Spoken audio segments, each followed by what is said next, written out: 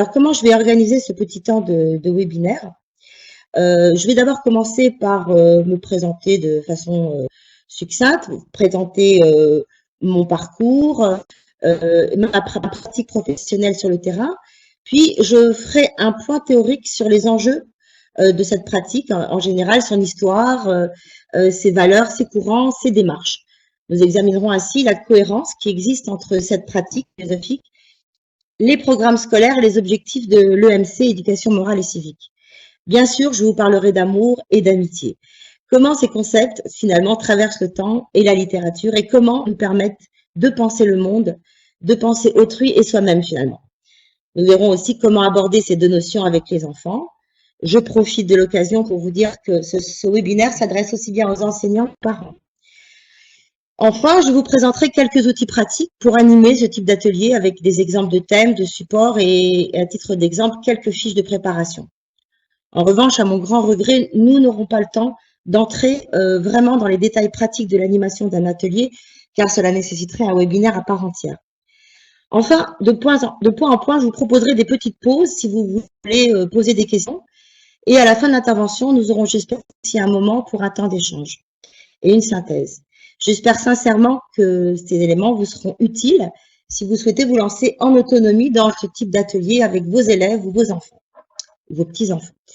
Bien évidemment, ce webinaire ne remplace absolument pas une formation. Aussi, alors je vous propose de décliner cette intervention en suivant le cadenas suivant que je vous laisse découvrir. Alors, commençons donc présenter. Après des études de littérature, moi, j'ai consacré une partie de ma vie à enseigner le français et les lettres en collège et en lycée. Expatriée un temps au Maroc, j'ai eu aussi en charge pendant 4 ans des classes de primaire dans un groupe scolaire qui dépendait de l'AEFE, Agence française de l'enseignement à l'étranger, ce qui m'a aussi donné l'occasion de découvrir la littérature de jeunesse. Durant toutes ces années d'enseignement, moi, j'ai pu observer, tirer des textes littéraires que je faisais étudier à mes... C'était surtout par le travail sur le sens que je réussissais à les accrocher. Et parce que finalement, cette dimension philosophique se révélait un canal privilégié pour capter leur attention. C'est donc par un travail sur le sens que finalement, les élèves s'impliquaient davantage dans le travail. On le sait, la dimension philosophique de la littérature et du théâtre, de la poésie, est partout présente, partout puissante, et les passerelles entre ces disciplines sont nombreuses. En 2013, j'ai donc décidé d'expérimenter une nouvelle route en commençant une formation universitaire en philosophie pratique. C'est ainsi qu'en 2018, j'ai validé le diplôme universitaire en pratique philosophique avec les enfants et les adolescents sous la direction d'Edwige Chirouter à l'université de Nantes. Puis j'ai voulu poursuivre l'exploration de cette discipline à l'université Paris-Descartes avec un diplôme en philosophie pratique de l'éducation et de la formation sous la direction de Sophie Audidière et de Sébastien Charbonnier, entre autres. Parallèlement, j'ai débuté mes interventions philo à l'école et dans la cité. Par ailleurs, ce n'est pas non plus un hasard si les sujets de mes deux mémoires ont porté sur la dimension émancipatrice, voire politique de la pratique philosophique, avec tous les enjeux politiques qu'elle dévoile. Sans doute, mon engagement dans l'éducation populaire et politique a-t-elle trouvé une résonance. Je suis en effet engagée aux côtés des Francas, cette fédération d'éducation populaire qui est née en 1944 et au sein de laquelle il existe justement un très beau dispositif autour de la pratique philosophique que peut-être certains d'entre vous connaissent, c'est le dispositif Graines de Philo. Le projet Graines de Philo vise à intégrer une démarche à visée philosophique dans l'ensemble des pratiques éducatives. Cette démarche vise à favoriser une éducation qui permet de comprendre le monde, d'agir sur lui et de vivre ensemble de manière intelligente et apaisée. Car comme le souligne François Audigier, qui est chercheur à l'Université de Genève en didactique des sciences sociales, l'expérience ne se transforme pas spontanément en savoir explicite, en savoir maîtrisé. Il faut la lier avec des moments où elle est réfléchie, elle est reprise et analysée. Il est en effet primordial d'inviter les élèves, les enfants, à se poser de façon régulière pour des temps d'activité réflexive, des temps de pensée. Finalement, le monde de la philo avec les jeunes est petit puisqu'il se trouve que le président du comité scientifique de Graines de Philo n'est autre que Michel Tozzi. Au sein de ce comité, il y a aussi des personnalités comme François Galichet, Olivier Blon, Edwige Cheruter, entre autres, dont les travaux en philosophie sont précieux. Les apports de Christian Budex sur la fraternité m'ont également beaucoup nourri, et je vous invite d'ailleurs à lire sa thèse. Mais pourquoi cet engagement auprès des Francas? D'abord parce que l'ADN même des Francas, qui est au cœur de l'éducation populaire, est de viser l'émancipation des jeunes avec un accent spécial sur ceux qui sont issus des quartiers défavorisés. Vous allez rapidement comprendre que les valeurs et les grands principes qui sont à l'œuvre dans cette démarche et les missions d'émancipation des Francas sont finalement relativement similaires. Aux Francas, notre mot d'ordre largement hérité des travaux du Brésilien Paulo Freire est « Ne me libère pas, je m'en charge », visée libératrice et émancipatrice de la pratique philosophique, mais aussi avec non seulement celle avec les enfants, mais aussi avec les adultes. Depuis environ 8 ans maintenant, je consacre l'essentiel de mon temps sur le terrain pour des interventions philosophiques, à l'école bien sûr, mais aussi dans la cité, dans des structures très diverses, structures médico-éducatives avec des jeunes ou des adultes, des jeunes travailleurs porteurs de handicap, dans des ESAT. Je travaille aussi en partenariat avec la protection judiciaire de la jeunesse, dans des unités éducatives judiciaires avec des jeunes mineurs délinquants, en milieu ouvert ou fermé.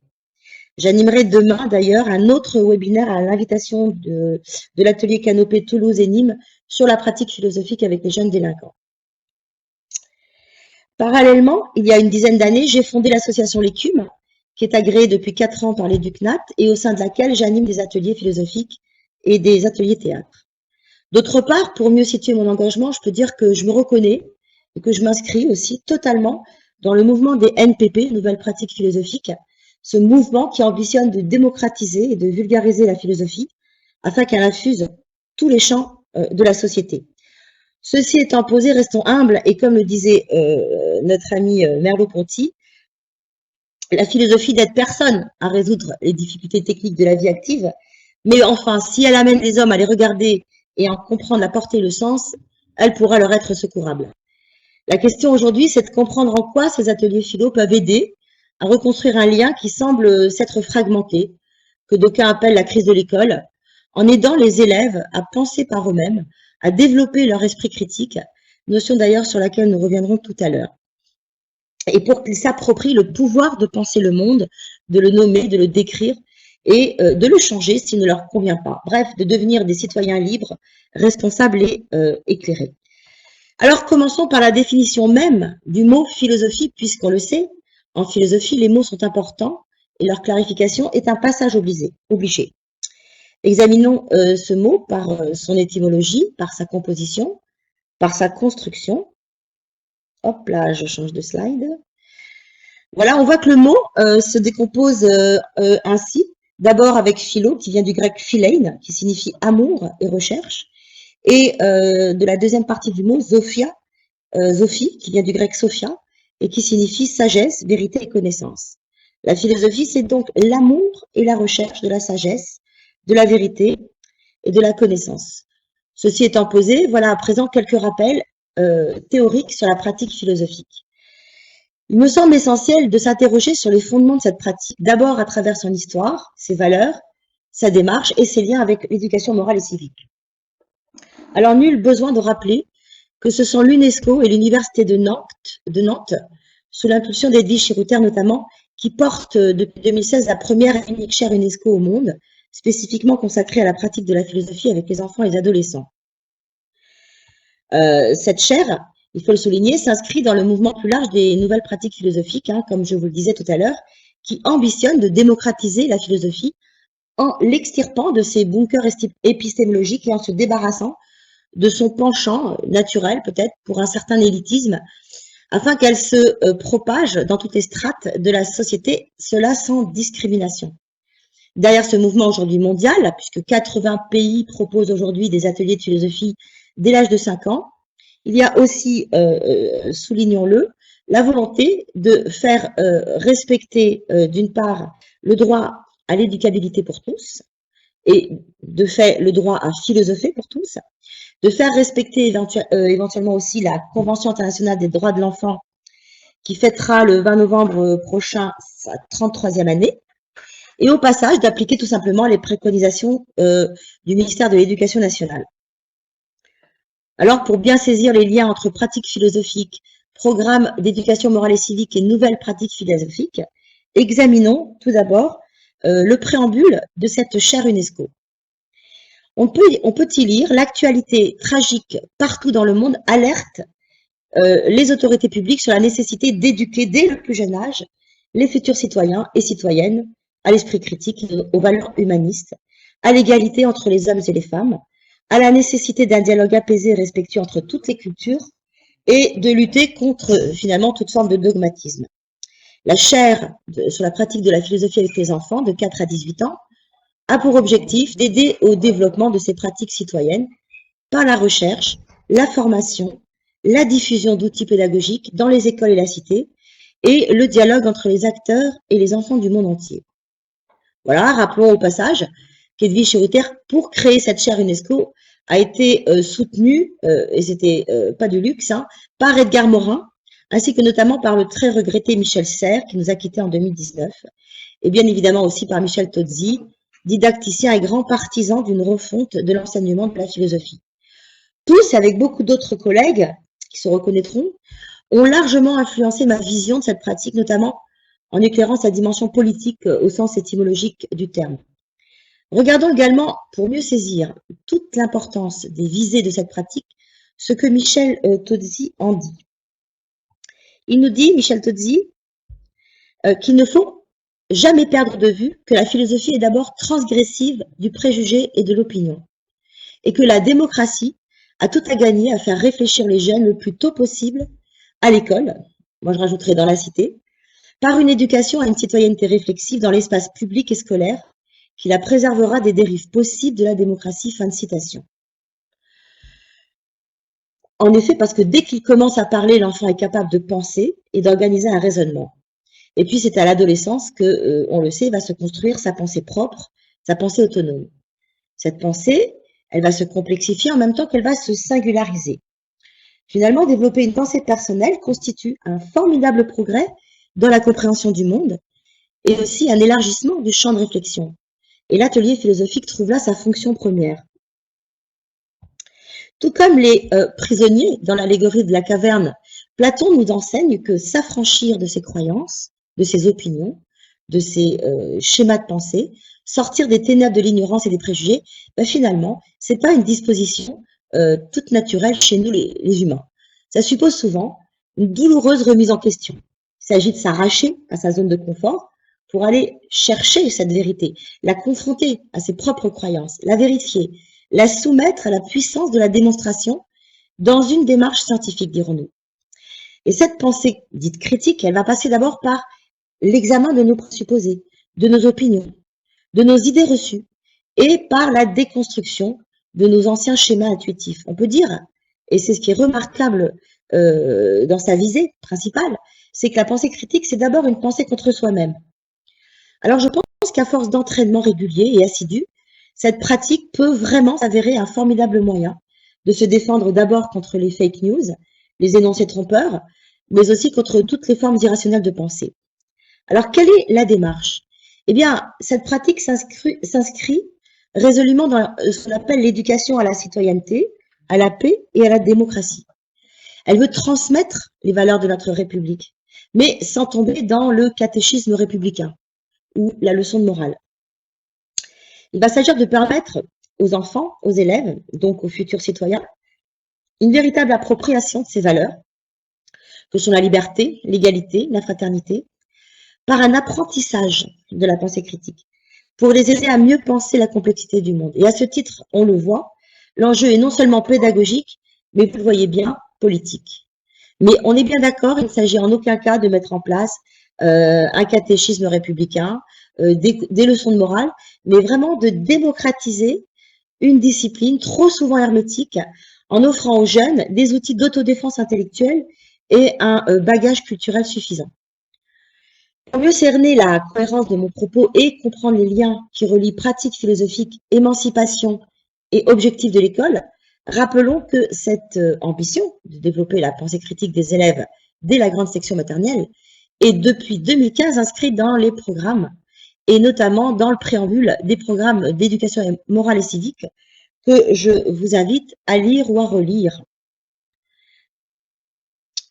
On y découvre qu'il est également indispensable que tous les élèves soient invités à réfléchir sur des textes, sur des documents, à interpréter, à construire une argumentation, non seulement en français, mais bien dans toutes les disciplines, qu'ils soient entraînés à mobiliser leurs connaissances, leurs compétences, dans des situations progressivement complexes, pour questionner, pour rechercher et pour raisonner par eux-mêmes.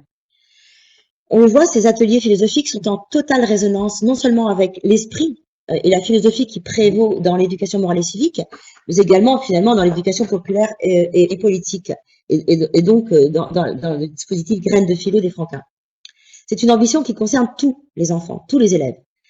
Pour finir, n'oublions pas non plus que les axes principaux de ces programmes de MC se fondent aussi sur les grands principes, les valeurs qui sont inscrits dans les grandes déclarations des droits de l'homme et dans la Constitution de la Ve République, ainsi que, on l'a mentionné plus haut, dans la Convention internationale des droits de l'enfant.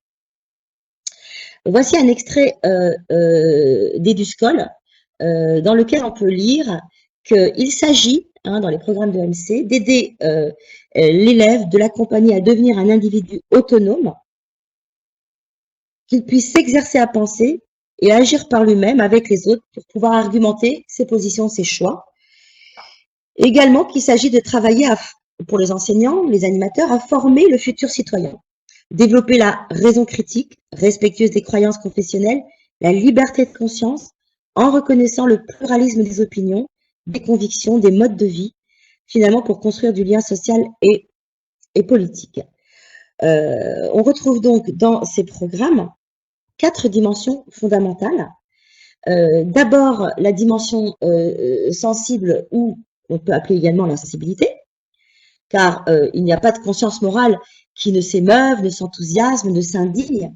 Et l'éducation à la sensibilité vise justement à mieux connaître, à mieux identifier ses sentiments, ses émotions, ceux d'autrui, à les mettre en mots et à les discuter.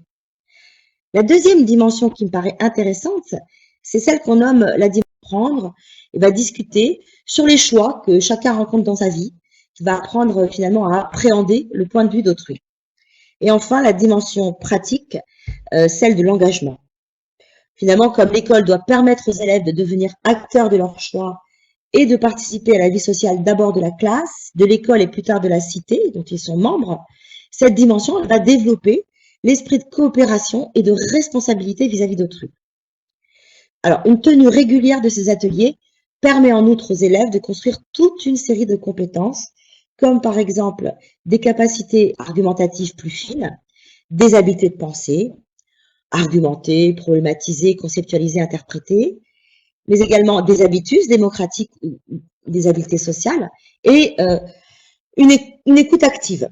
Il s'agit là de guider l'enfant à décrypter et à passer au crible toutes les infos qu'il reçoit en continu et en masse, mais aussi de l'aider à prendre conscience de la place qu'il occupe dans la cité, qu'il apprenne à parler en son propre nom, de sa propre voix, bref, qu'il apprenne à vivre et à agir en citoyen libre, responsable et actif. On pourrait donc synthétiser la philosophie qui est à l'œuvre dans le programme de MC en disant que l'éducation à la pensée critique, c'est avant tout un état d'esprit qui favorise l'écoute, la curiosité, l'autonomie, la lucidité et l'humilité. Je ne sais qu'une seule chose, c'est que je ne sais rien. Mais aussi un ensemble de pratiques. S'informer, évaluer l'information, distinguer les faits et les interprétations, confronter et évaluer ces interprétations. On le voit, les enjeux sont multiples. Car ici, l'objectif de l'éducation, c'est de rendre les jeunes capables de penser par et pour eux-mêmes. Et dans ce sens, il importe qu'ils s'engagent personnellement dans l'acte de penser et qu'ils construisent ainsi, avec le temps et la répétition, la puissance de produire eux-mêmes leurs propres résultats et leurs propres idées personnelles. Finalement, comme on apprend à marcher en marchant, on apprend à penser en pensant. Dans les deux cas, ce qui est central, c'est le mouvement. À ce titre, je reprendrai cette très belle métaphore de Matthew Lipman qui disait à propos de ce mouvement que c'est un mouvement qui ressemble à celui du voilier qui navigue d'une rive à l'autre et qui progresse vers sa destination finale. Alors l'intérêt de cette métaphore, elle tient en partie dans l'idée que la pensée d'un enfant, comme celle de tout être humain finalement, bien que apparemment libre, ne l'est pas forcément entièrement. En effet, lorsqu'on conduit des jeunes à s'engager dans un processus de recherche et d'investigation philosophique, eh bien, on les invite du même coup, nous dit à tenir compte des vents et des marées qui sont le lot de tout processus de recherche. En outre, l'important ici, nous explique Lippmann, ce n'est pas tant la destination que le voyage lui-même, car c'est surtout par lui qu'on va apprendre à naviguer avec la vie. En cela, je suis persuadée que la pratique philosophique est une véritable praxis, capable de modifier puissamment les rapports sociaux en construisant une action communautaire réflexive. Parce que, outre qu'elle invite au questionnement, elle développe aussi le goût du débat et la confiance dans l'intelligence et la capacité rationnelle que chacun possède. Finalement, c'est-à-dire qu'elle reconnaît que chacun de nous peut, grâce au développement de ses facultés, prendre du recul avec ses propres opinions. Et dans cet espace de pensée et de parole, eh bien, le jeune est invité à se confronter le plus qu'il le peut à l'altérité, entendre ce que dit l'autre et ne pas s'enfermer ni dans son ressenti, ni dans son seul point de vue. Finalement, leur apprendre à philosopher, c'est d'abord leur apprendre à douter. Et Kant le disait clairement, on n'apprend pas la philosophie, on n'apprend qu'à philosopher. Philosopher, c'est douter.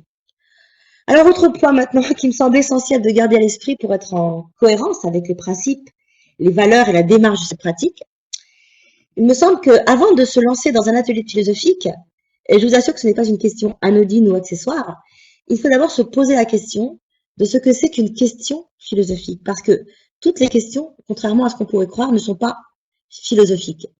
Et pour que tous les ateliers philosophiques qui fleurissent actuellement ne se réduisent pas à des conversations de café du commerce, à des ateliers du bonheur, des espaces pseudo-thérapeutiques comme on peut en voir partout, hélas, et pour que ces temps où on va fabriquer de la pensée ne se réduisent pas à un simple catalogue de la redoute, de points de vue juxtaposés et déconnectés les uns des autres, posons-nous toujours cette question lorsque nous préparons nos séquences.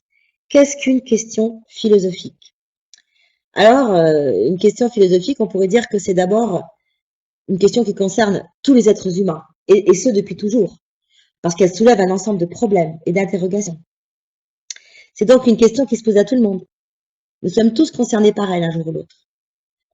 Elle peut aussi se poser à nouveau, car elle n'a pas de réponse définitive ou de solution unique, et qu'il y a un renouvellement toujours possible des réponses.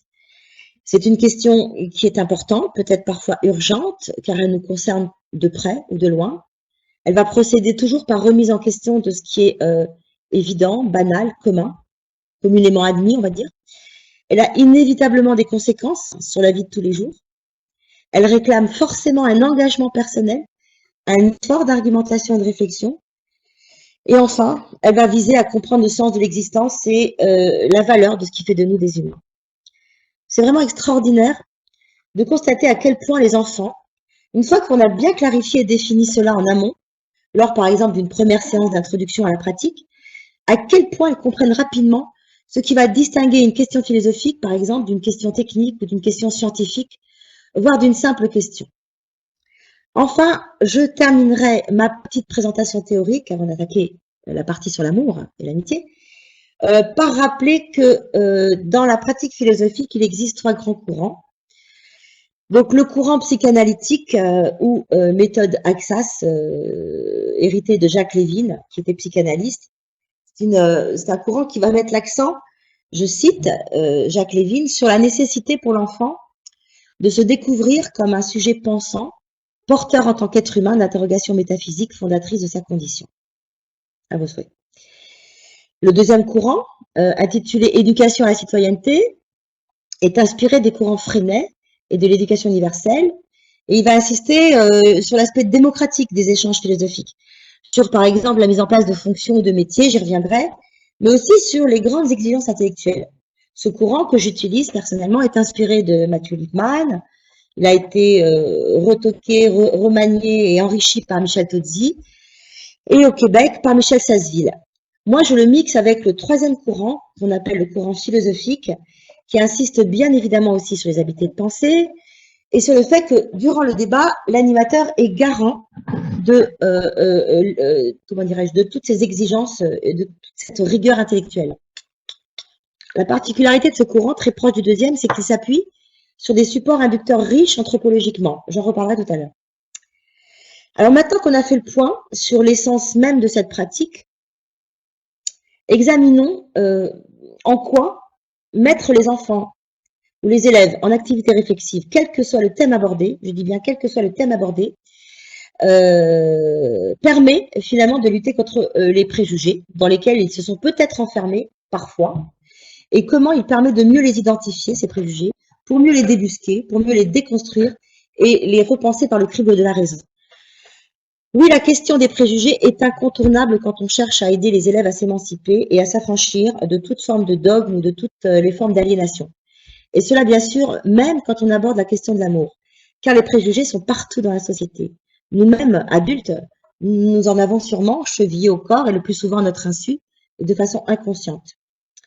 Cette pratique sert donc, comme l'explique Michel Tozzi, et je le cite, à éveiller la pensée réflexive en accompagnant les enfants pour qu'ils se posent eux-mêmes les questions existentielles qui les touchent, qui les intéressent et qui les affectent. Il s'agira ensuite de les accompagner, bien sûr, pour qu'ils trouvent d'eux-mêmes les réponses aux questions qui se sont posées. En deux mots, la DVP ou DVDP, discussion à visée philosophique ou discussion à visée démocratique et philosophique, servent à penser par soi-même en se débarrassant des préjugés d'abord, des opinions, pour accéder à une pensée rationnelle autonome.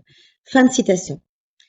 Alors arrêtons-nous sur ces fameux préjugés que la pratique philosophique se propose de débusquer et de combattre. Pourquoi existent-ils? Comment les combattre? Que sait-on en fait finalement de ces préjugés dont on parle tout le temps? Eh bien, on dira que le préjugé, c'est un jugement positif ou négatif qui est formulé comme ça par anticipation et sans expérience préalable à propos d'un objet, d'une personne ou d'un groupe social. Il se confond d'ailleurs souvent avec ce qu'on appelle les stéréotypes, qu'il utilise effectivement. Le stéréotype consistant, lui, en une représentation plutôt simplificatrice et figée, qui sert à caractériser un groupe ou un objet. Alors, préjugés et stéréotypes ont évidemment des fonctions sociales qui ont été largement rappelées par les travaux de la psychologie sociale. Ils permettent d'apporter de la cohésion à une communauté donnée. Ils vont venir renforcer les identités de groupe en facilitant l'adhésion à un imaginaire collectif qui sera d'autant plus efficace qu'il sera simplifié. Regardez cette affiche, par exemple, sur le sexisme ordinaire. Ça illustre parfaitement le processus qui est à l'œuvre dans l'inconscient collectif. Car finalement, sous leurs abords naïfs, caricaturaux et parfois même humoristiques, les préjugés et les stéréotypes méritent d'être pris au sérieux. Ils sont des marqueurs de l'ignorance. Et finalement, de ce fait, ils constituent un obstacle à la pensée. Et au-delà, ils participent, sans conteste, des rapports sociaux fondamentaux que la science, comme la philosophie, se doivent de démasquer par le travail de la pensée critique. Car il faut savoir que notre pensée emploie spontanément des raccourcis. Alors c'est vrai, très performants certains, mais qui parfois comportent des erreurs typiques, désormais bien identifiées, qu'on appelle les biais cognitifs. Et ces biais cognitifs, c'est eux qui peuvent rendre certains discours absolument faux, très séduisants.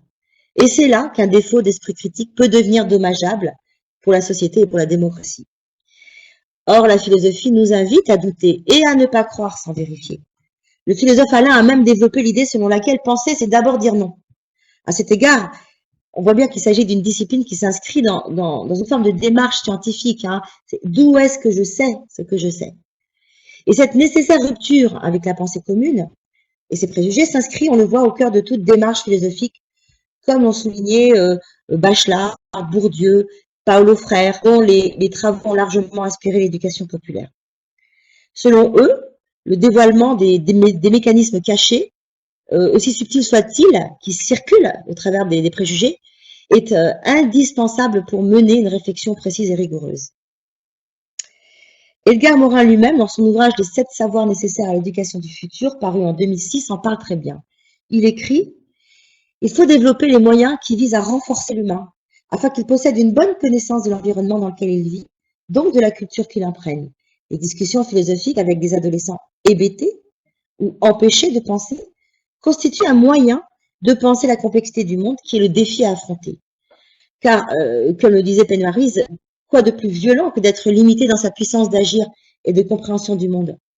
c'est très souvent soit parce qu'on n'a pas acquis les outils réflexifs nécessaires, soit parce que notre bagage lexical est trop limité et ne permet pas de déployer correctement sa pensée. Le philosophe Wittgenstein le dit aussi, lui. Il a dit les frontières de mon langage, les frontières de mon monde. Pour cela, nous chercherons toujours d'abord à développer l'esprit critique par un travail patient d'enrichissement du lexique. Je ne sais pas si c'est ma formation d'ancienne prof de lettres qui intervient ici, mais il me semble que cet important travail d'enrichissement du lexique, et qui va se développer au fur et à mesure des séances d'ateliers de philosophie, vont permettre vraiment aux élèves de pouvoir déployer leur pensée de manière subtile, nuancée et précise. Mais d'abord, alors là, pardon, sur le slide que vous voyez, j'ai oublié de noter que la citation venait d'Henri Peña-Ruiz, un philosophe contemporain. Alors, revenons à cette notion d'esprit critique si souvent utilisée et employée. Pour développer cette disposition, nous travaillerons principalement sur la définition et par l'entrée étymologique. On voit ici que ce mot, critique, vient du latin criticus, lui-même issu du grec ancien kritikos. Le mot critique signifie être capable de discernement, de jugement. C'est un mot qui peut aussi être apparenté au mot crisis, qui veut dire crise, lui-même dérivé du verbe krinein, qui signifie séparer, choisir, décider, passer au tamis. Ainsi, être doté d'un esprit critique, c'est être capable de passer une chose au crible du jugement de façon éclairée. Pour développer cette disposition, nous travaillerons principalement 4 grandes exigences intellectuelles qui finalement sont le socle de cette pratique. Alors, quelles sont-elles? D'abord, la problématisation. Je vous ai mis ici un exemple. On peut par exemple remettre en question ses opinions. On me dit qu'il ne faut jamais mentir, mais est-ce toujours vrai? On peut par exemple penser ses certitudes en termes d'hypothèses. Ça va être ici le rôle de la discussion contradictoire. On peut aussi interroger les présupposés d'une thèse. Si j'affirme que les fantômes sont méchants, je présuppose donc qu'ils existent. Je peux aussi montrer en quoi la question soulève un problème. L'amour, ça dure toujours? Ou interroger les enjeux de cette question pour la condition humaine, leur urgence existentielle. On va également avoir l'habileté de penser qu'on appelle la conceptualisation. On a ici un exemple sur la diapo. On va avoir une représentation initiale, exemple, la liberté, c'est faire tout ce que je veux. On va dégager les présupposés. Oui, mais est-ce que ce que je veux, c'est toujours souhaitable? Si par exemple, je décide de jouer de la batterie à 4 heures du matin, est-ce que ça ne va pas déranger un petit peu les voisins? Et on va ensuite, comment dirais-je, étudier, analyser les conséquences. On peut peut-être donc du coup porter préjudice à soi ou à autrui. Et puis on peut également extraire à partir d'une séance sur la liberté, je prends cet exemple, tout le réseau notionnel connexe en établissant des distinctions entre la liberté, le désir, la volonté, la responsabilité, le droit, etc. On voit dans la démarche conceptualisante, il s'agit, comme l'explique Michel Tozzi, de discuter une notion ou une question qui est la plupart du temps formulée de manière purement verbale et abstraite. Du coup, les participants vont échanger des arguments, des opinions qui émanent d'eux et qu'ils auront à justifier. Et la discussion va s'ordonner selon ce modèle purement verbal d'une discussion entre personnes qui se répondent, qui rebondissent sur les propos de l'autre, qui se critiquent, s'approuvent, échangent des idées, mais toujours dans une logique de moi avec autrui. On a autre habileté de pensée très importante, c'est l'argumentation, évidemment. C'est la plus facile à mettre en place et à acquérir pour les enfants. La dernière habileté de pensée qui me paraît intéressante, c'est cette approche interprétative qui a été développée par François Galichet. Là, ici, en revanche, on a un objet, une œuvre d'art, une image, un texte, autour et à partir duquel on va discuter pour en proposer des interprétations plus ou moins divergentes. La relation, elle n'est plus duelle en fait ici, mais elle est triangulaire puisqu'il y a moi, il y a l'autre et l'objet que nous regardons ensemble et que nous observons pour justifier nos interprétations. La démarche philosophique va, selon François Galicher, acquérir ici un caractère expérimental, plus percutant, même si l'accent est souvent mis aussi sur l'esprit critique. Donc, je pense qu'on ne doit pas pour autant délaisser d'autres formes de pensée, comme l'explique par exemple les tenants du courant luhmannien à travers les propos de Michel Sasseville, qui lui a codifié deux autres formes de pensée.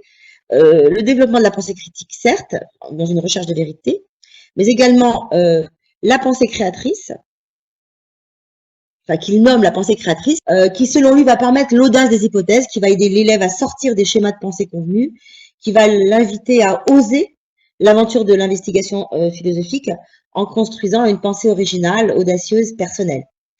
Et puis, il insiste aussi sur le fait qu'on doit aussi penser à travailler la pensée attentive.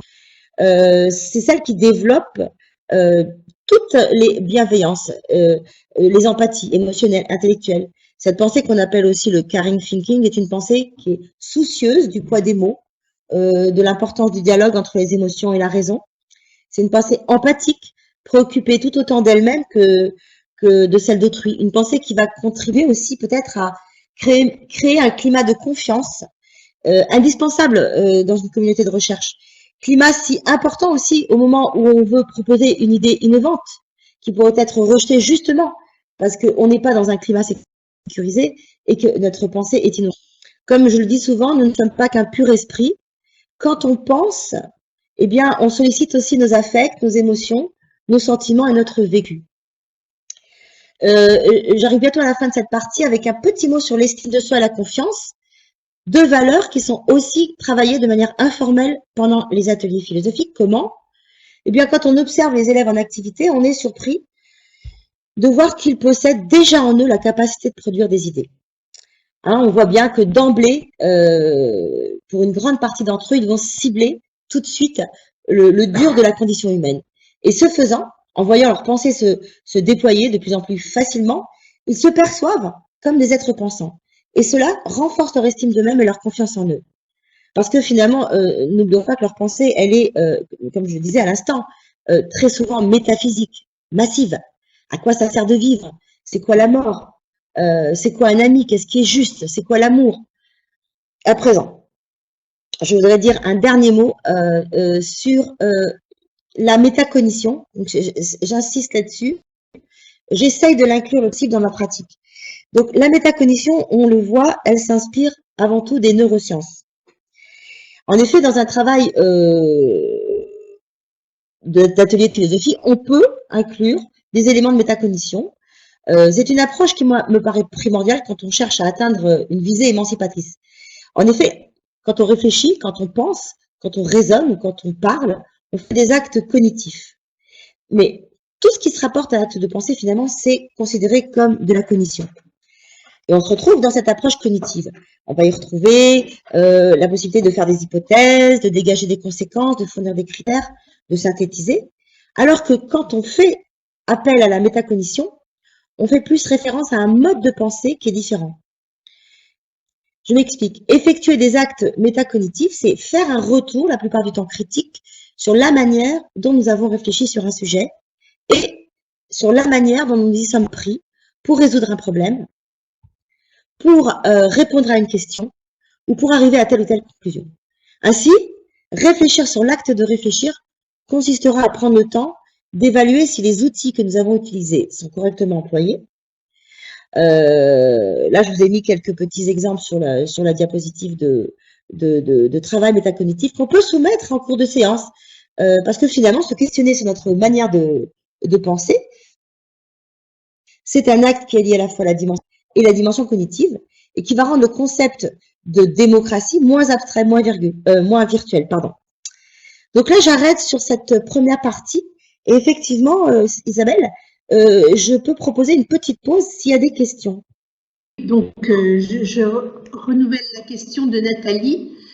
Enfin, c'est plutôt une réflexion. Enrichir son vocabulaire pour affiner sa pensée, cela va à l'encontre de ce qui est fait dans la simplification des textes, pratique commune désormais dans ce qu'on propose aux élèves.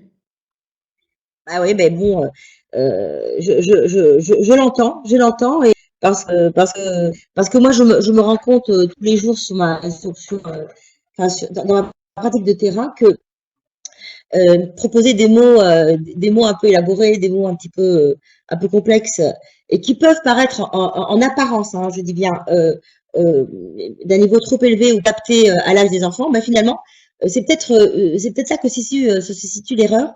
Quand on propose des mots en leur disant bien évidemment que nous-mêmes à leur âge on ne connaissait pas ce mot, quand on note au tableau, quand on peut en définir la construction, eh bien, ils s'intéressent à ça. Alors peut-être qu'ils retiendront pas le mot, mais une fois, deux fois, moi je table et je vois dans les classes que je revois souvent, il y a quand même un enrichissement très net hein, du lexique. Ils se souviennent de certains mots, et puis ça rend leur pensée plus précise. Ce qui vraiment leur manque au départ, c'est bien évidemment les capacités orales pour s'exprimer devant un grand groupe. Ils sont rarement sollicités malheureusement par manque de temps pour s'exprimer de manière désintéressée, gratuite, hors temps scolaire finalement, sur des concepts abstraits. Quand on leur propose ça à travers les ateliers philo, ben, on s'aperçoit que oui, leur vocabulaire s'enrichit et que du coup, ça permet d'exprimer de manière plus précise leur pensée. J'espère que j'ai répondu à ta question, cher collègue. Donc, s'il y a d'autres questions, je suis à votre disposition, alors on continue. D'accord. Alors, on arrive dans le vif. Voilà. Là, on peut continuer. D'accord. Alors, on arrive dans le vif. Hein. On va maintenant qu'on a fait la petite partie théorique, mais s'il y a des parents qui se sont connectés ce soir et qui n'ont aucune idée de ce que c'est que la pratique philosophique, il me paraissait absolument essentiel d'en passer par ce petit rappel. On va maintenant rentrer dans le vif, philosopher sur le concept de l'amour avec les enfants. C'est quoi l'amour et pourquoi, finalement, vouloir faire philosopher les enfants sur ce concept, des exemples dont on peut se dire qu'ils ne l'ont pas encore expérimenté, surtout s'ils ont 4 ans, 5 ans, 6 ans, 7 ans. C'est quoi l'amitié? Certains pourraient objecter que de jeunes enfants ne sont pas capables, ne sont pas en mesure de réfléchir et de penser l'amour. Or, il faut bien comprendre qu'à travers les ateliers de philosophie qu'on propose, c'est avant tout, ce qu'on propose, c'est avant tout de vivre des expériences de pensée. Ainsi, personne n'est jamais revenu de la mort. Est-ce pour autant qu'on ne peut pas réfléchir à ce concept? C'est pareil pour l'amour, c'est pareil pour l'amitié, c'est pareil pour beaucoup de choses. Par ailleurs, vous allez voir, comme je l'ai évoqué tout à l'heure au début de mon propos, ces deux concepts sont connectés avec un très grand nombre d'autres notions. En invitant finalement les enfants à réfléchir sur l'amour ou l'amitié, on est amené assez rapidement à aborder, selon les supports qu'on va utiliser, des notions philosophiques, celles de, par exemple, la liberté, l'honneur, la fraternité, le racisme, la tolérance, la connaissance de soi, la justice. On peut être amené aussi à réfléchir à ce que c'est que la famille, qu'est-ce qu'une famille, parce que l'amour c'est aussi dans la famille, à ce que c'est que l'engagement, l'amour d'une cause, la responsabilité, et encore bien d'autres notions connexes. Car l'amour ou l'absence d'amour finalement, elle est partout dans nos interactions humaines. Platon, le disciple de Socrate, le philosophe de l'amour, a écrit « Qui ne commence pas par l'amour ne saura jamais ce que c'est que la philosophie ». Amour de la sagesse ou sagesse de l'amour, il est bien question d'amour dans la philosophie. Et si la philosophie, comme le disait Casanova, n'a sans doute pas grand pouvoir sur l'amour, en revanche, l'amour peut nous aider peut-être à comprendre la philosophie. Pourquoi? Parce que l'amour, c'est notre but commun à tous. C'est peut-être apprendre à nous à mieux le connaître, à mieux le reconnaître, le comprendre et à le discuter à travers une réflexion collective. Quant à l'amitié, bien, elle constitue aussi une des grandes préoccupations quotidiennes des humains. Et on le sait, les enfants, comme les adolescents, expérimentent souvent ces deux relations avec beaucoup d'acuité, d'intensité et de fragilité. Ils attendent beaucoup de leur relation amicale, tout comme de leurs histoires d'amour, car ces relations jouent un rôle très important dans la construction de leur identité et dans l'estime d'eux-mêmes. L'amour comme l'amitié sont donc des expériences universelles, immenses, deux sentiments qui sont à l'origine de toutes nos actions, qui les impulsent, qui les parcourent, qui leur donnent leur densité. Aimer, c'est reconnaître en l'autre les centres d'intérêt, les affinités en commun, mais aussi les différences. En effet, très tôt, dès les premières interactions sociales, le petit enfant expérimente ces différentes formes d'attachement. Avec ses parents d'abord, ses frères et sœurs s'il en a, puis à la crèche, avec ses copains, à l'école, et plus tard à l'adolescence et dans la vie, de façon générale. Alors le mot vient du latin amor, il désigne l'affection, le désir puissant. Alors qu'en français, nous n'avons qu'un seul verbe, c'est le verbe aimer. Nos amis, les Grecs anciens, eux, avaient décliné cette forme d'attachement en plusieurs mots différents pour désigner un sentiment qui est, nous le savons tous, polysémique. Examinons comment nos amis les Grecs anciens envisageaient ces différentes formes de sentiments et quelles en étaient leurs différentes significations. Alors l'amour, ce sentiment abstrait et universel dont nous faisons tous un jour l'expérience ou la non-expérience, peut être interprété de tant de différentes manières en fonction du contexte et de la relation sentimentale.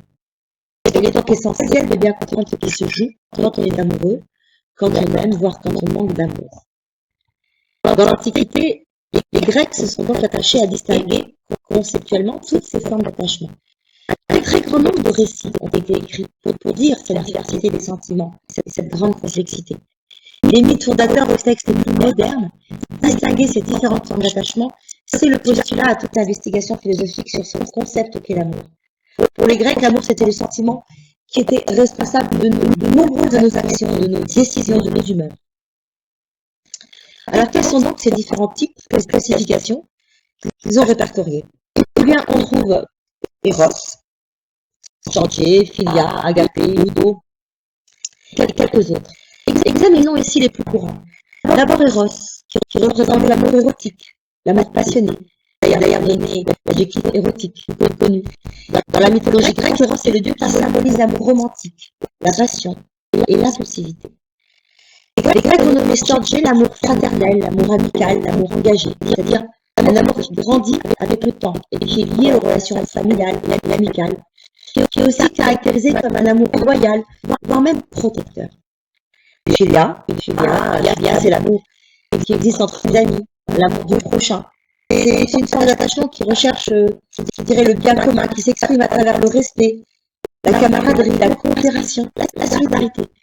C'est une notion traditionnellement appliquée à Aristote, qui note aussi que c'est le philosophe de l'amitié. Ça symbolise pour lui l'amitié au sens le plus fort, incluant aussi bien l'amour des mères pour leurs enfants, l'amour entre mari et femme, l'amour paternel, fraternel, filial, mais aussi l'amour de l'amitié entre deux amis. Et puis je finirai avec Agapé. Les Grecs appellent Agapé l'amour le plus pur et le plus inconditionnel qui puisse exister. Sans doute peut-être l'amour pour Dieu. Il s'agit d'un amour qui va nourrir, qui nous nourrit. C'est un amour généreux, conscient de ses devoirs, un amour profond, un amour spirituel dont la priorité est le bien-être de l'aimer. Un amour qui n'attend rien en retour, peut-être un peu comme celui d'un parent pour son enfant.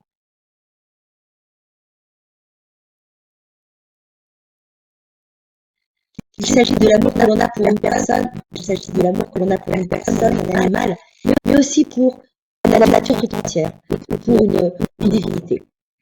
Mais nous pourrions rappeler aussi la définition de l'amour chez d'autres philosophes plus contemporains. Alors j'en ai choisi un, parce que là c'est obtenu par le temps. J'ai choisi André Comte-Sponville. Dans son petit traité des grandes vertus, Comte-Sponville nous propose d'appeler l'amour de joie. En tout cas, pour lui, cet amour, il pourrait se traduire par ce qu'il appelle une déclaration d'amour spinoziste. Je suis joyeux à l'idée que tu existes.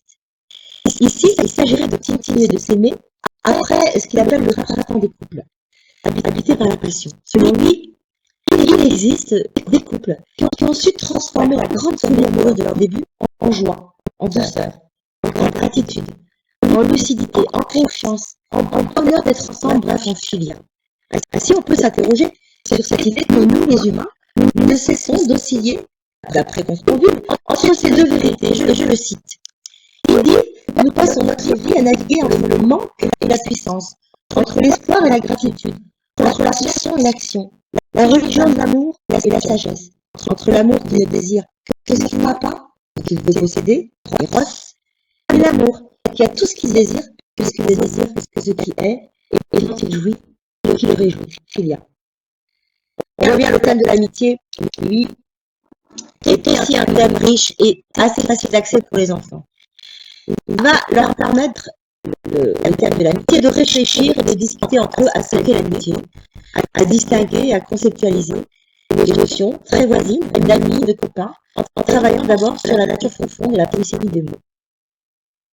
L'intérêt de ce thème, on l'a vu, repose sur sa proximité avec l'univers proche des enfants.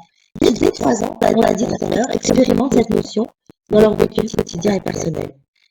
Puis, à partir de 7-8 ans et jusque dans l'adolescence, l'amitié avec ses codes, avec ses affres, sont fondamentales dans la construction du futur adulte. Avec des enfants et de jeunes adolescents, âgés de 6 à 13 ans par exemple, il s'agira à travers cette perspective de dépasser le cercle de l'expérience personnelle pour aller vers celui plus universel du concept même d'amitié. On pourra ainsi les amener à se questionner sur le fait que l'amitié, contrairement à l'amour, ne fait pas entrer la dimension du désir et du corps. Si deux amis peuvent éprouver de la tendresse l'un pour l'autre et la manifester par des baisers, par des étreintes, il n'y a pas pour autant dans l'amitié ce sous-entendu charnel ou sexuel. On en profitera aussi néanmoins pour rappeler que pour ces deux sentiments, la racine du mot est la même. Mais alors que l'amitié suppose une réciprocité, l'amour, lui, peut être vécu seul et sans retour. L'amour peut conduire aussi à une officialisation, par le mariage, ce qui n'est pas le cas de l'amitié. Pourtant, on peut avoir aussi qu'un pacte, un serment amical peut parfois être scellé entre les amis. Alors, ça ne sera pas un acte de mariage, mais ça pourra être une espèce de pacte tacite. Alors là, on essaiera d'amener les enfants à examiner ces deux sentiments finalement très proches peuvent déclencher indifféremment des disputes, des abandons, des trahisons et des jalousies. Ce qui va rester évident, c'est que l'amour, tout comme l'amitié, sont deux notions complexes et difficiles à définir.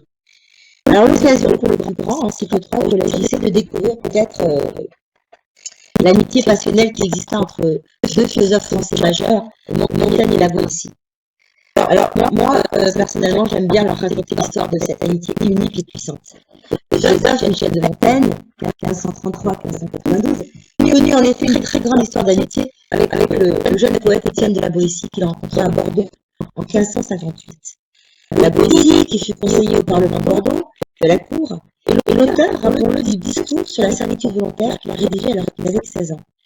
Ce très beau texte est d'une très étonnante modernité, fut publié dans son intégralité après sa mort en 1563 par son grand ami Montaigne. L'amitié qui a lié les deux hommes est une véritable histoire d'amour, qui s'est terminée brutalement par la mort de la Boétie à l'âge de 33 ans. On peut ainsi, à partir de cette histoire racontée en 3 minutes, lancer un débat philosophique. Mais les supports pour aborder ces notions, sur l'amour et l'amitié, sont nombreux, infinis dans notre patrimoine littéraire, théâtral, poétique. J'ai bien été obligée de faire une sélection, un choix. Et je vous rappelle que chacun construira son propre panthéon d'œuvres en fonction de sa sensibilité. En tout cas, voici les choix de support. J'aime beaucoup, par exemple, partir du mythe médiéval de Tristan et Iseult. Alors, Tristan et Iseult, dont la passion brûlante s'alimente de sa non-possibilité, dans une souffrance, mais il n'exclut pas de certaines formes de jouissance. Oui, parce qu'on peut évoquer l'idée sur laquelle, pour certains, il existe une vraie religion de l'amour, ainsi compris qui ne peut-elle aboutir du sacrifice. On peut expliquer, les élèves, que le roman Courtois a largement conditionné notre vision de l'amour, à nous les humains, l'Occident. Il inspirera plusieurs siècles après, au XIXe siècle, le mouvement romantique. D'ailleurs, le romantisme ne cultiva-t-il pas de ce point de vue une certaine forme de masochisme, où le désir même de souffrance n'est pas absent. Enfin bref, ça nécessiterait un autre webinaire. Nous pourrions aussi inviter les enfants à réfléchir à partir de la mythologie, parce que la mythologie est une source infinie d'inspiration. Donc ici, une réflexion à visée philosophique. Michel Coetzee d'ailleurs l'a très bien expliqué et développé. Regardons avec le mythe de Narcisse et d'Écho par exemple. Narcisse était terriblement beau et attirant. Toutes les nymphes avaient passé pour lui, mais il est resté indifférent à toute marque d'amour. Parmi ses admiratrices, Écho était la plus fervente. Mais Narcisse la rejeta. Et désespéré, Écho courut se cacher jusqu'à disparaître. Les dieux trouvèrent que ce Narcisse était bien vaniteux et qu'il méritait une punition. Ils l'attirèrent dans un bois et face à une caisse d'eau, Narcisse tomba éperdument amoureux de son propre reflet au point de se laisser mourir. En tombant dans l'eau, il se noya et à cette même place, une fleur de Narcisse apparut. On pourra demander entre autres aux enfants, par exemple, d'après vous, dans l'amour, n'est-ce pas soi qu'on aime d'abord?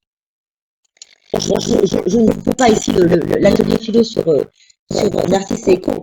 On n'a pas le temps. Il y a aussi, le très beau livre d'Orphée et d'Eurydice, que j'utilise très souvent.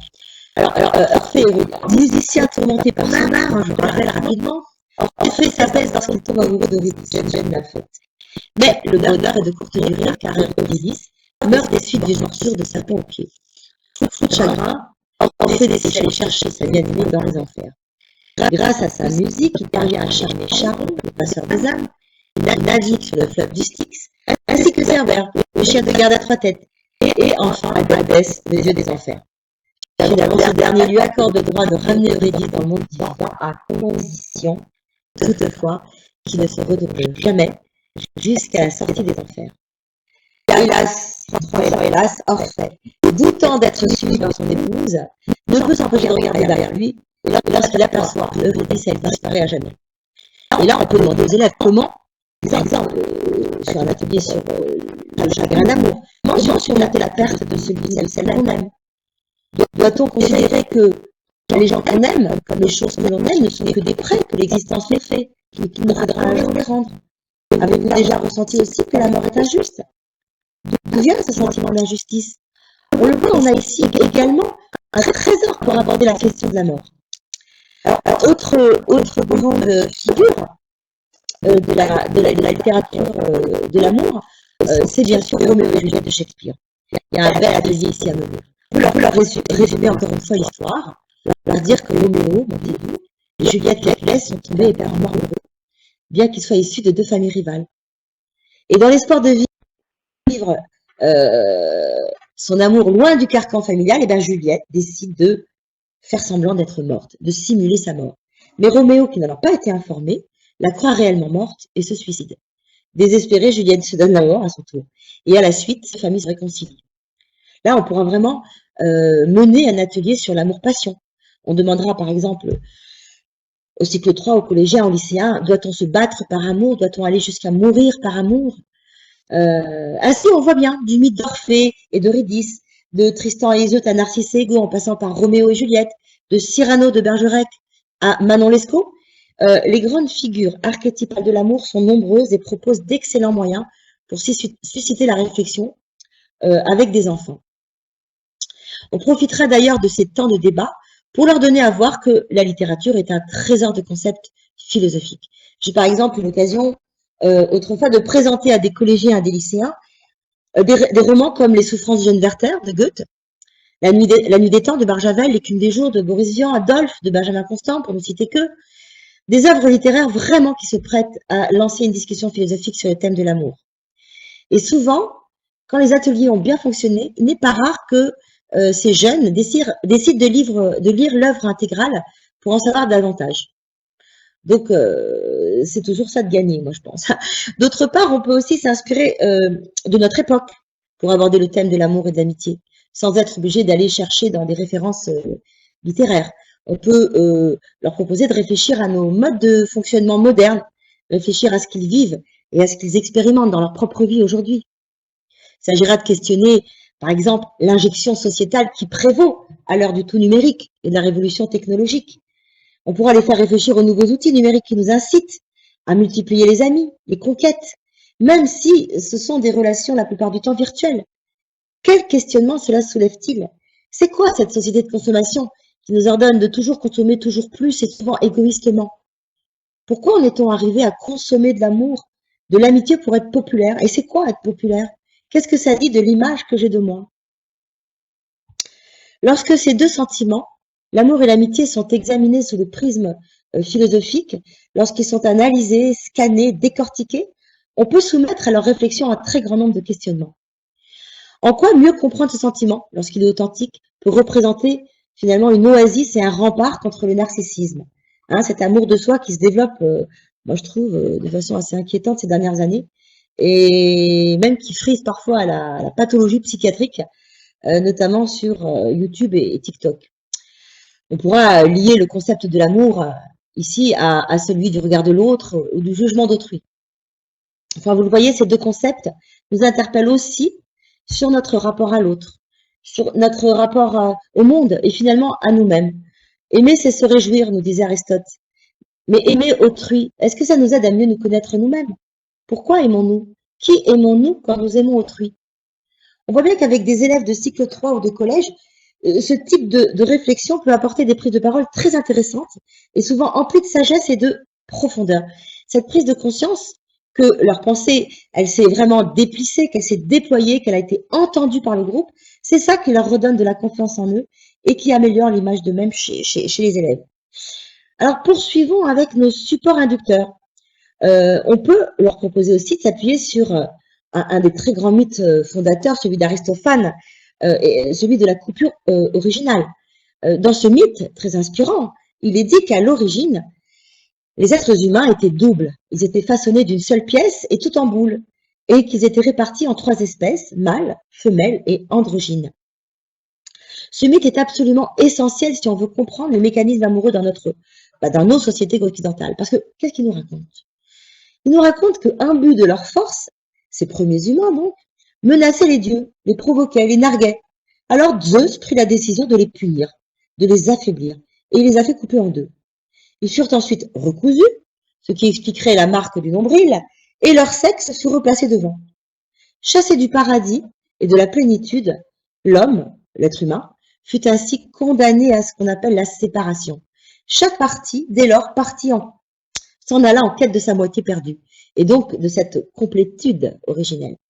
Alors ce récit mythologique raconte que quand les parties se retrouvent, enfin, ce sont des transports, des enlacements, c'est la fête. Ici, croyez-moi, les élèves sont littéralement captivés quand vous leur racontez le récit.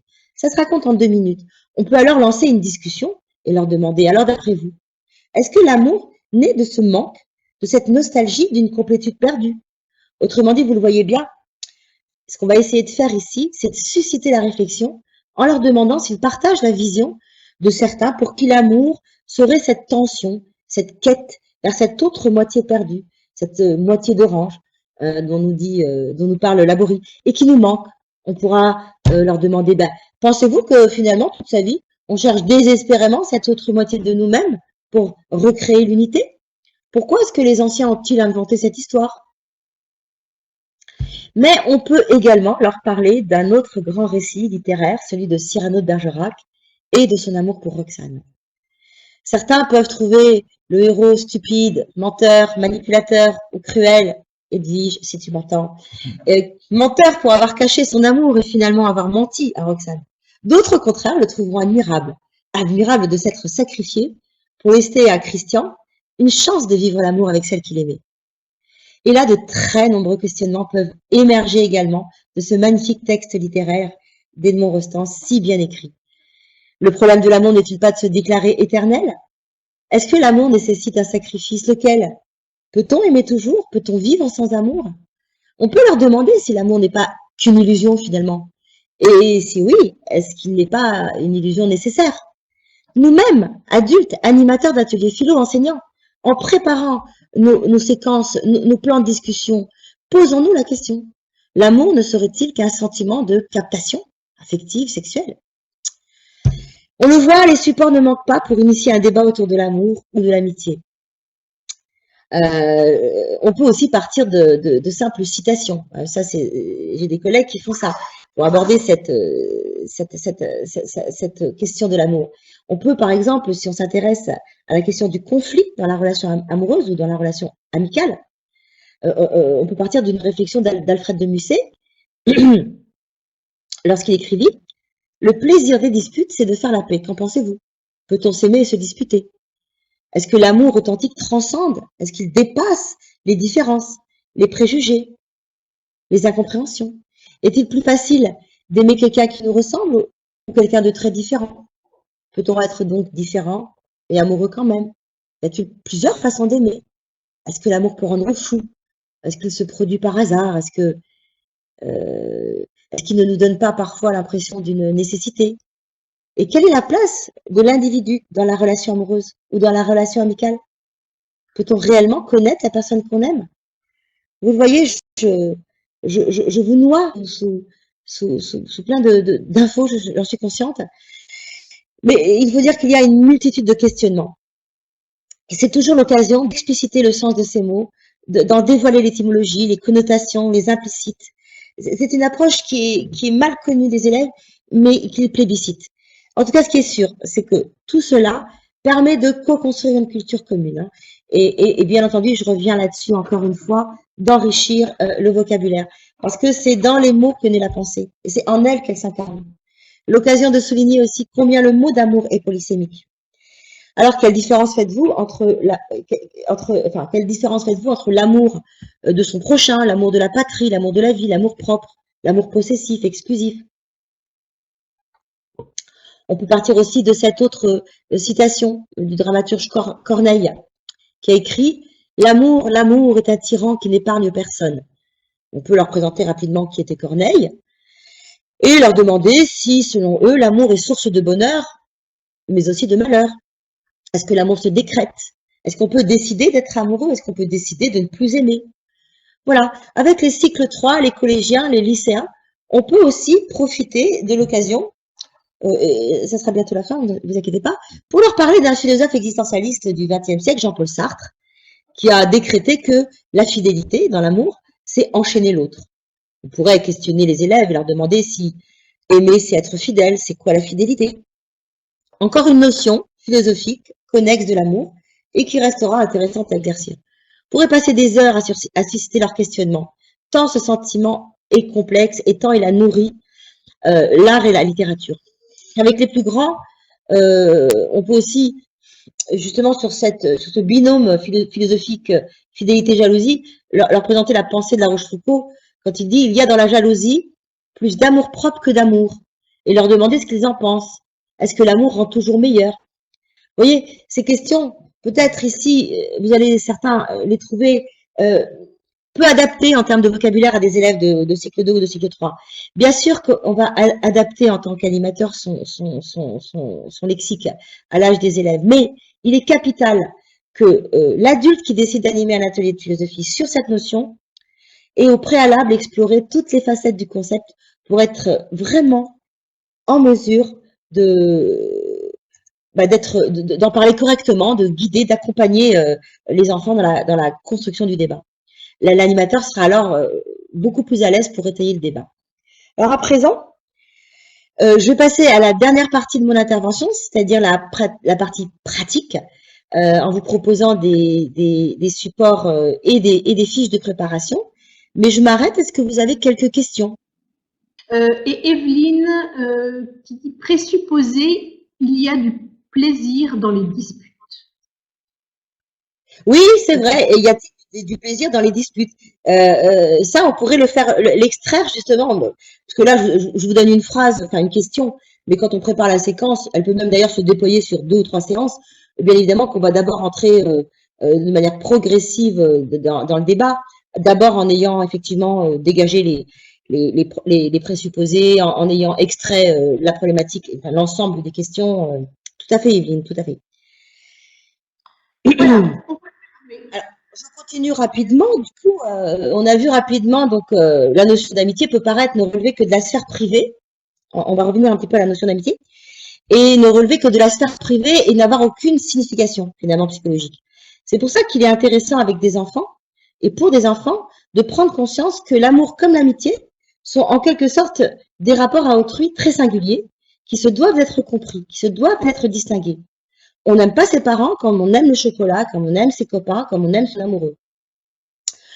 On a vu que la littérature, comme les mythes fondateurs, sont d'excellents tremplins pour lancer une discussion.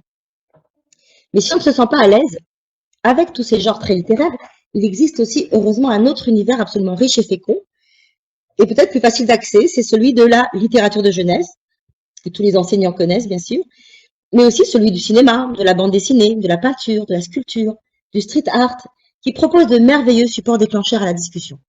Examinons quelques-uns de ces supports justement qu'on peut leur proposer.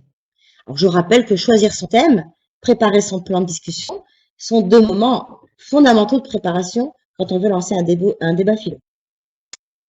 Alors, je passe sur les dilemmes aussi qu'on peut proposer qui s'articulent autour d'une contradiction. On pourrait, par exemple, proposer comme dilemme dans l'amitié, est-ce qu'on peut dénoncer un ami qui a enfreint ses règles? Est-ce qu'on peut trahir un ami si on juge qu'il s'est mal comporté? Finalement, qu'est-ce qu'une véritable amitié? Qu'est-ce qu'un véritable amour? Faut-il du temps pour tisser un lien d'amour ou d'amitié? Bref. Alors, revenons à mes supports. Moi, j'aime bien, par exemple, partir du conte philosophique de Saint-Exupéry, Le Petit Prince, pour les amener à réfléchir sur la construction du lien d'amitié, de ce que le renard appelle l'apprivoisement. Et ça, je pense que ça dépend du niveau de ses élèves, de sa classe. En fait, ça dépend de l'alchimie du groupe. Mais avec des GSCP, on peut, et même un petit dessin animé qui relate le chapitre 21 sur la rencontre entre le Petit Prince et le renard, qui peut vraiment servir de support intéressant. Sans pour autant, bien sûr, utiliser les versions intégrales, comme je le disais plus haut, on peut juste résumer l'histoire, la raconter, comme un conteur le ferait. On peut s'appuyer sur des documents iconographiques. Comme je vous le disais, moi, pour le Petit Prince, j'aime bien leur lire le chapitre 21, et ça fonctionne très très bien, à partir, on va dire, CP, CP1. Là, je vous ai mis quelques supports, bien sûr. Je vais vous présenter tout à l'heure des fiches aussi par rapport à ça, par rapport à ces supports que vous voyez. Il faut savoir que lors d'un atelier philo, le travail réflexique, il va se faire avec d'autant plus de puissance qu'on va s'appuyer sur des supports riches anthropologiquement et d'une grande qualité littéraire. Je sais bien qu'on pourra me rétorquer qu'en l'état actuel des choses, nos enfants sont de moins en moins lecteurs. Mais moi, je défends l'idée qu'à un moment donné, bah, peut-être il faut sortir de la simple déploration, aïe aïe aïe, quelle misère, et tenter l'aventure. Et tenter l'aventure en initiant des actions pour redonner le goût de la lecture. Alors, je ne dis pas que ça va marcher à 100%. Mais enfin, on apprend à penser en pensant. Moi, j'ai l'espoir qu'on apprenne le plaisir de lire en lisant. Bref, en tout cas, tous ces supports vont permettre à l'enfant de se décentrer pour pouvoir s'approprier le monde de la pensée par le déplissement de leur propre pensée, de leurs propres émotions. Vous avez par exemple ici l'excellent ouvrage d'Edwige Cheruter, Atelier de philosophie à partir d'albums de littérature de jeunesse. Bien sûr, toute la série des philofables de Michel Picmal. Mais je reviens à Edwige, elle le dit très bien, je la cite. Le texte littéraire est un support privilégié pour apprendre à philosopher. En effet, l'enfant, dans les balbutiements de sa pensée réflexive, ne sait pas ou ne peut pas sortir de sa subjectivité. Il s'agit donc de l'aider à s'émanciper de son seul point de vue. Alors voici quelques titres, mais c'est une présentation très peu exhaustive, on est d'accord. Vous avez par exemple les goûters philo pour préparer vos séquences. Vous avez ces histoires de Claude Ponty, vous avez les amoureux du palais de glace de Michel Picmal, d'autres pistes sur l'amitié. Alors ça c'est sur l'amour. Vous avez bien sûr le Cyrano de Bergerac, vous avez Roméo et Juliette, vous avez les amoureux légendaires de Gudule, le tigre amoureux, l'amoureux de Rebecca d'Outremer, et j'en suis à ma slide. Voilà, vous avez Libéré Lily d'Yvan Pomeau, j'adore Yvan Pomeau, Akiko l'amoureuse.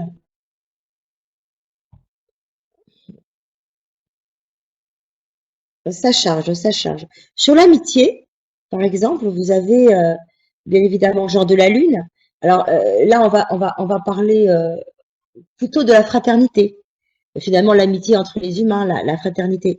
Vous avez Marcel et Hugo d'Anthony Brown et puis Otto de Tommy Ungerer. Donc, tous ces auteurs, Anthony Brown, Tommy Ungerer, Rascal, Elzbieta, Klaus Ponty, j'en passe, c'est vraiment des auteurs avec lesquels je travaille depuis 20 ans. Mais je sais qu'il y a une foule de jeunes auteurs aujourd'hui qui n'ont absolument rien à envier aux grands auteurs classiques. Le site Ricochet est une très bonne plateforme pour effectuer des recherches. De toute façon, il faut bien comprendre que chaque animateur, en fonction de sa sensibilité, chaque parent, en fonction de sa personnalité, va choisir les supports qui serviront le mieux son propos. Il existe aussi des œuvres d'art ou des photolangages qu'on peut fabriquer soi-même. Je vous en montre quelques-uns.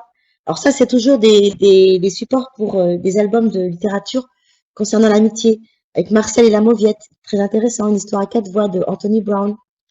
La brouille de Claude Boujon, sur le thème de la dispute.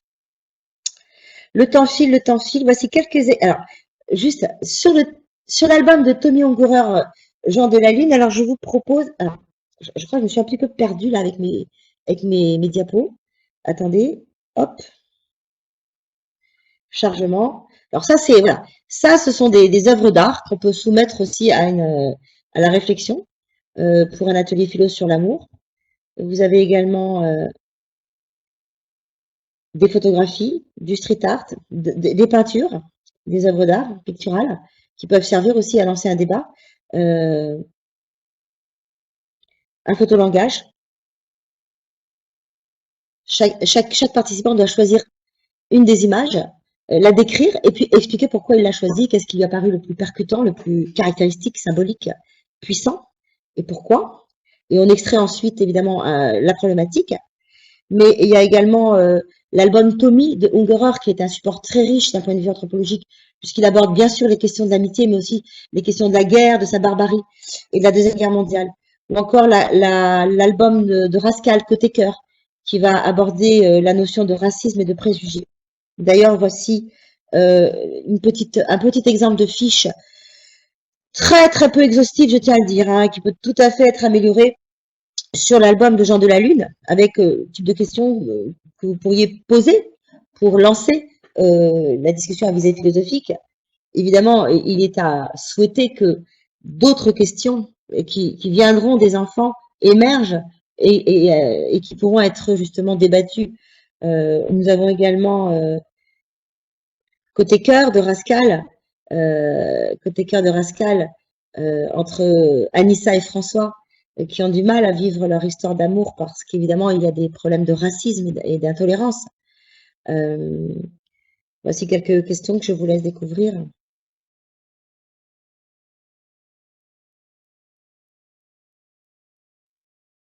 Qui fonctionnent super bien avec les cycles 2, cycle 3, sur l'amour et les différences. Et enfin, évidemment, Le Petit Prince, qui est un incontournable à mon avis. Voilà, on arrive à la fin de mon intervention. Alors, je voudrais vous dire simplement qu'après des centaines d'ateliers philosophiques menés à l'école comme dans la cité, je n'oublie jamais que je continue à apprendre moi aussi chaque jour. Et à cet égard, je rejoins ce que disait une dame que j'adore, vraiment, Marie-France Daniel, qui travaille à l'Université de Montréal et qui a dit « L'animateur croit en l'intelligence et en la capacité de pensée autonome et critique de l'enfant, mais la personne qui enseigne est aussi une personne qui apprend. » Tellement vrai. En conclusion, je suis bien consciente que ce que je vous ai proposé ici n'est absolument pas abouti. J'espère vous avoir donné quand même quelques clés si vous voulez proposer ce type d'atelier à vos élèves ou à vos enfants. Quant à moi, je compte poursuivre bien évidemment l'exploration de cette pratique, car je suis persuadée, comme le dit Mathieu Lippmann, que comme éducateurs, nous avons une lourde responsabilité dans le manque de raisonnabilité de la population mondiale. Et je terminerai également mon propos par deux autres pensées qu'il faut, à mon sens, garder à l'esprit, parce qu'elles incarnent deux visions que j'estime fondamentalement incontournables quand on se lance dans cette pratique. D'abord, celle de Jacques Rancière, évidemment, tirée du Maître ignorant publié en 1987. Enfin, là, il s'agit évidemment de Joseph Jacotot. L'intelligence n'est pas possible sans l'égalité. C'est pour cela qu'il faut faire advenir une société d'émancipés, une communauté des égaux, une communauté qui répudierait le partage entre ceux qui savent d'une part et ceux qui ne savent pas, entre ceux qui possèdent et ceux qui ne possèdent pas la propriété d'intelligence. Et enfin celle-ci, d'Hannah Arendt, parce qu'elle guide résolument ma démarche depuis toujours quand j'anime des ateliers philo, et d'autant plus avec plus d'acuité en ces temps troublés et déroutants qu'on traverse en ce moment. Voilà, à présent, chers participants, je vous propose, si on a le temps, je ne sais pas, un temps d'échange. Voilà. Eh bien, actuellement, il n'y a pas de questions, il y a des remerciements. D'accord, très bien. Des merci qui arrivent. Bah écoutez, voilà, moi je vous remercie infiniment pour votre... Très envie de s'élancer avec ses élèves de grandes sections, donc je pense que vous avez donné envie et de la matière pour que chacun puisse s'essayer, chacun et chacune.